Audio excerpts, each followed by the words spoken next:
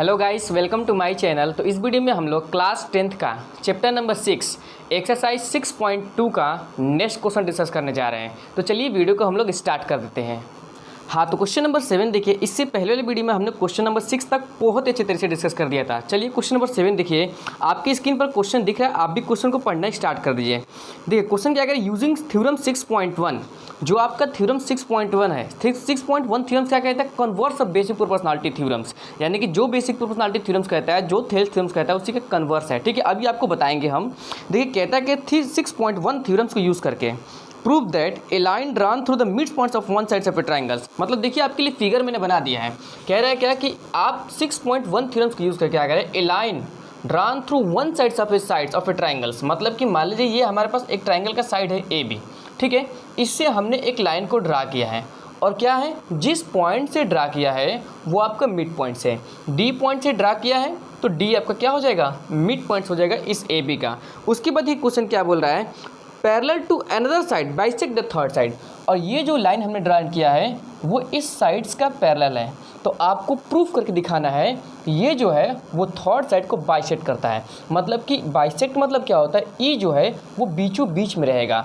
अगर हम किसी भी तरीके से ई को मिड पॉइंट दिखा देते हैं तो फिर हम कह सकते हैं कि ई जो है वो थर्ड साइड को बाइसेक्ट करता है। समझ में आ रहा है? चलिए हम लोग स्टार्ट करते हैं। देखिए ध्यान से, ए बी से एक ट्रायंगल से, आपके लिए मैंने पहले से ही फिगर बना दिया है, ठीक है।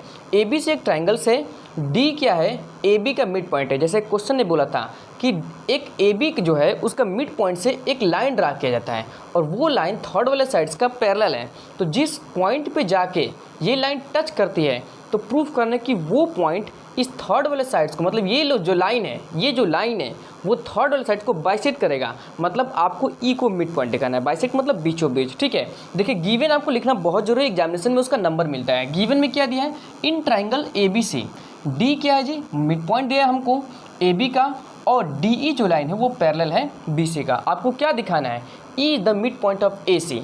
E is the mid point of A C मतलब क्या होता है कि ई जो मिड पॉइंट दिखा देंगे तो डी ई बाइसेक्ट कर देगा थर्ड। बाइसेक्टिंग मतलब मिड पॉइंट, बीचों बीच में, ठीक है। चलिए हम लोग प्रूफ करते हैं। ध्यान से देखिए, पहले आप लोग क्या दिखाना है, E is the mid points of D C. अब सुनिए ध्यान से, सबसे पहले इधर देखिए, किसी भी ट्राइंगल्स में अगर आपको पैरेलल लाइन दे दे तो फिर आप थेल्स थ्योरम्स को अप्लाई कर सकते हैं, बेसिक प्रोपोर्शनलिटी थ्योरम्स को अप्लाई कर सकते हैं। तो इस पूरे ट्राइंगल्स में आप बेसिक प्रोपोर्शनलिटी थ्योरम्स अप्लाई करिए। देखिए इन ट्राइंगल्स ए बी सी में, ए बी सी में क्या है बाबू, डी जो है डी ई वो पैरेलल है किसका, बी सी का है।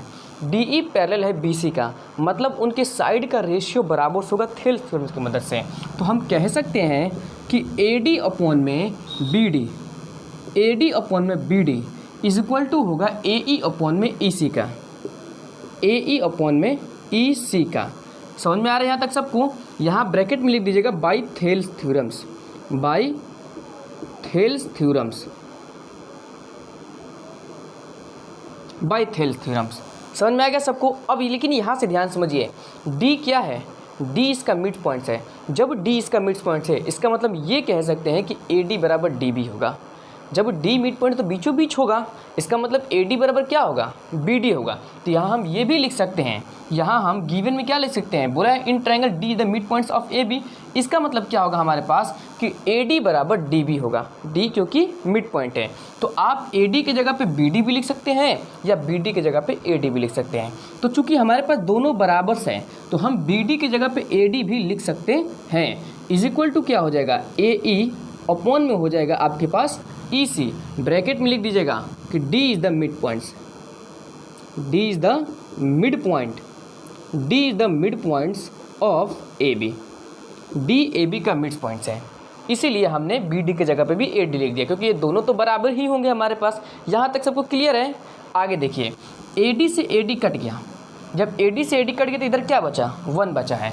इधर थोड़ा सा देख लीजिए आप लोग, जब हमारे पास बाबू ए डी से ए डी कट गया तो इधर बचा आपके पास 1, और 1 इज इक्वल टू में क्या आएगा, ए ई अपॉन में आएगा ई सी।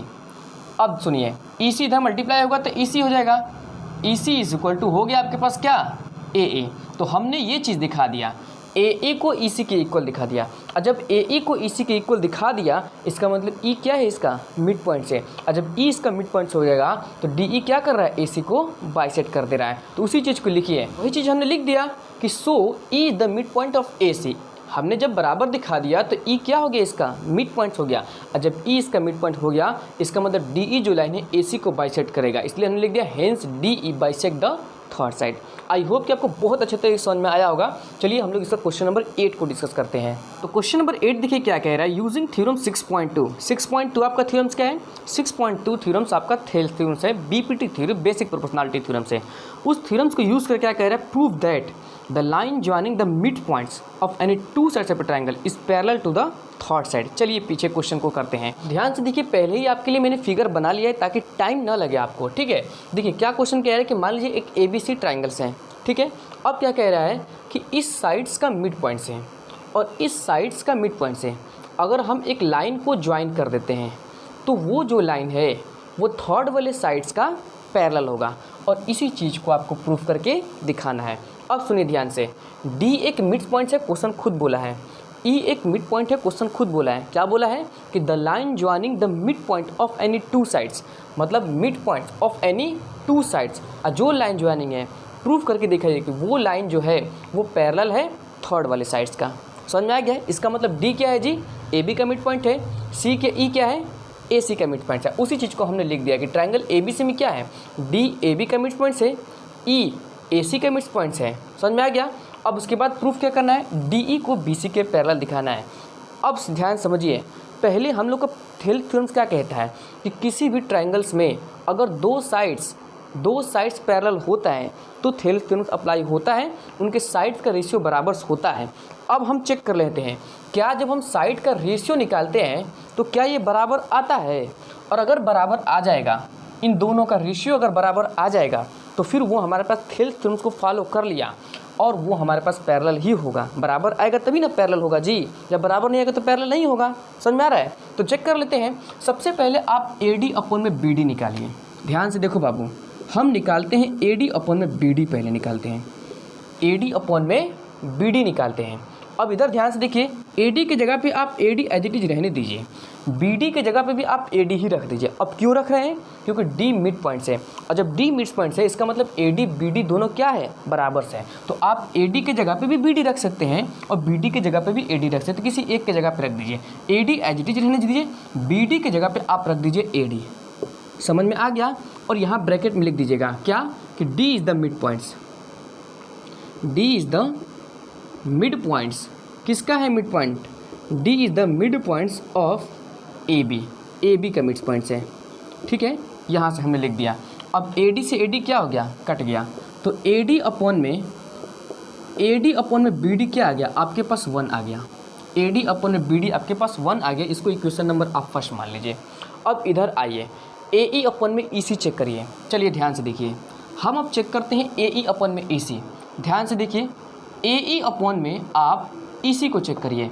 AE को अपने जगह पे एज इट इज़ रहने दीजिए, AE को आप अपने जगह पे एज इट इज रहने दें।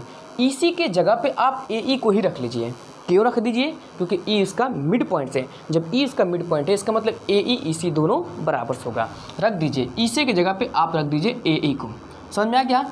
अब सुनिए, इधर ब्रैकेट में लेकिन लिख दीजिएगा, क्यों, क्योंकि E मिड पॉइंट्स है, E is the mid points, E is the mid points किसका, AC का। समझ में आ गया, E मिड पॉइंट्स है। अब ये दोनों क्या हो गया, कट गया।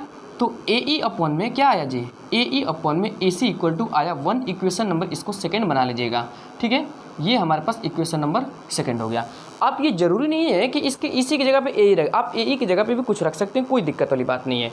अब देखिए, from equation first and second से, फ्रॉम इक्वेशन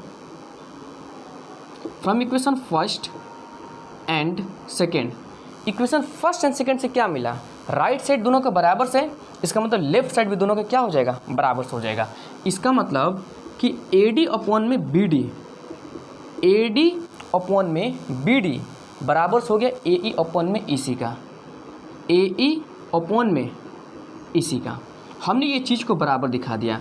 और ये चीज़ बाबू तब कब तुम अप्लाई करते हो, जब दो लाइन आपस में पैरेलल रहते हैं तभी ना आप थ्योरम्स को लगा के अप्लाई करते हो। तो इसका मतलब आप इस चीज़ को बराबर दिखा दिए तो क्या हो गया, ये लाइन क्या हो गया, पैरेलल हो गया। तो लिख दीजिए हेंस